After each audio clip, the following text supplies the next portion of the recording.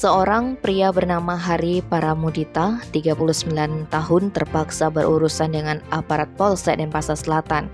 Pasalnya, resepsionis spa ini nekat mencuri uang di tempat kerjanya di The Super Family Wellness Spa and Beauty, Jalan Danau Tempe nomor 37A Denpasar Selatan.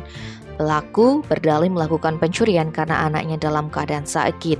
Kapolsek Densel Kompol 5D Teja Dwi Permana mengatakan kasus ini dilaporkan rekan kerja pelaku bernama Gusti Ayu Ratih Mahyanti.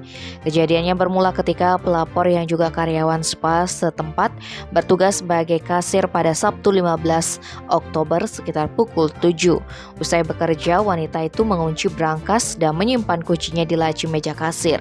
Kemudian pada Minggu 16 Oktober pukul 8, pelapor datang untuk mengecek hasil penjualan semalam ditambah uang kas sebelumnya. Namun jumlahnya berkurang 4,2 juta rupiah. Tak hanya itu, CCTV yang terpasang kabelnya tercabut.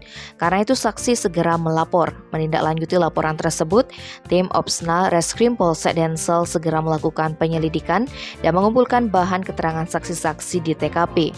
Hingga Hari diamankan di tempat tinggalnya, Jalan Gunung Lebah Denpasar Barat. Saat diinterogasi, pria itu mengakui perbuatannya.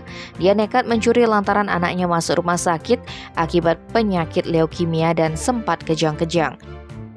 Disinggung mengenai restoratif justice, mengingat dalih pelaku yang cukup memilukan, Teja mengatakan baik korban maupun pelaku belum ada mengajukan RJ. Atas perbuatannya, Hari terancam pidana penjara paling lama 5 tahun. Tim Bali Express melaporkan.